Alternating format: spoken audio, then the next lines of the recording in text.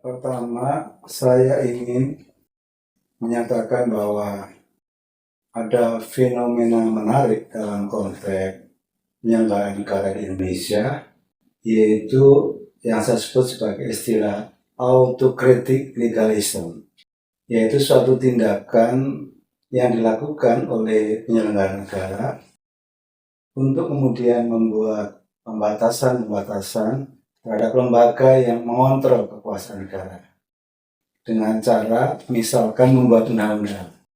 Seolah-olah itu adalah suatu tindakan yang legal, tetapi sesungguhnya itu adalah bertentangan dengan prinsip-prinsip negara hukum yang demokratis. Jadi sebenarnya tidak semata-mata rancangan undang-undang MK, tetapi perubahan undang-undang tentang penyiaran yang itu adalah bertentangan dengan prinsip-prinsip kebebasan pers, itu adalah juga bagian dari apa yang disebut sebagai autocratic legalism. Termasuk sesungguhnya adalah kaitannya dengan sebelumnya ketika bicara soal RUU IKN misalkan, kemudian perubahan undang-undang MK, termasuk yang belakangan adalah perubahan undang-undang Kementerian Negara.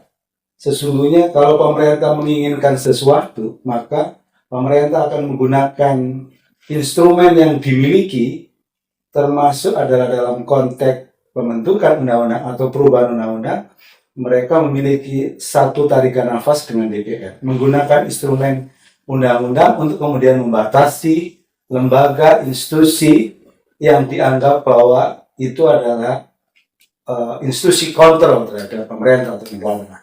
Maka dari situ, ini sesungguhnya bertentangan dengan prinsip negara hukum yang demokratis. Misalkan, dalam konteks perubahan Undang-Undang Mahkamah Konstitusi, sesungguhnya ada prinsip negara hukum yang demokratis, yaitu adalah kemandirian dan kebebasan kekuasaan peradilan.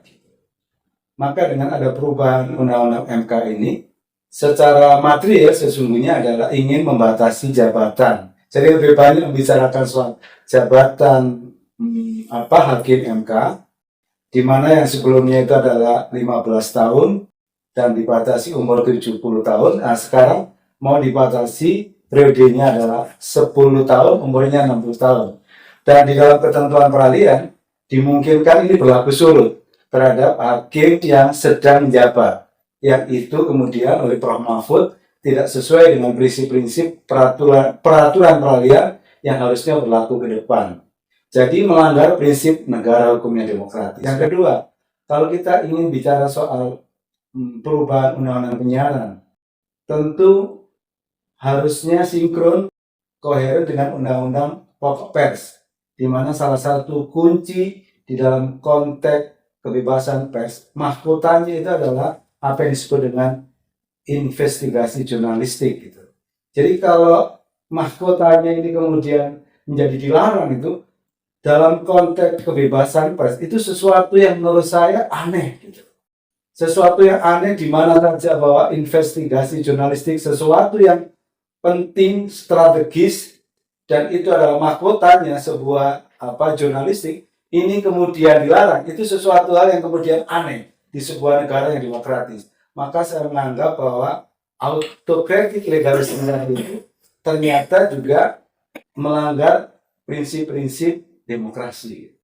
Termasuk dalam konteks lebih lanjut tadi, kalau pemerintah ingin mengendaki undang-undang Kementerian Negara yang di pasal 15 jumlah menteri itu adalah dibatasi 34. Kalau pemerintah menginginkan, maka cukup kemudian mengadakan koordinasi gitu ya dengan DPR untuk mengatur bagaimana supaya ini bisa disetujui. Soal waktu ini adalah sunyi, senyap, tertutup, kemudian seolah-olah ada TikTok kan di belakang layar.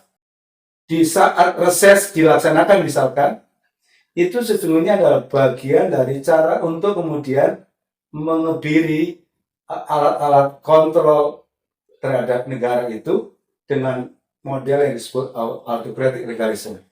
Apa efeknya adalah sesungguhnya kalau dulu zaman Orde Baru ada dikenal sebagai heavy executive. Kalau hari ini itu tidak hanya eksekutif heavy, tapi juga eksekutif dan legislatif heavy. Dan itu menurut saya lebih parah dari zaman Orde Baru. Jadi ini mestinya ada check and balances masing-masing antara, misalkan pemerintah mestinya ada check and balances oleh legislatif. Legislatif dan eksekutif ada check and balances oleh yudisial. Kalau ditambah kita bahwa sesungguhnya pers itu adalah lembaga keempat dari kekuasaan negara yang itu juga ikut mengontrol. Hari ini rupanya Mahkamah Konstitusi juga dalam tanda kutip tidak diberi penguatan, tetapi direduksi kekuasaannya, dan itu direduksi kebebasan dan kemandirian, termasuk pers itu hendak direduksi. Yang menurut saya ini adalah melanggar prinsip negara hukum yang demokratis.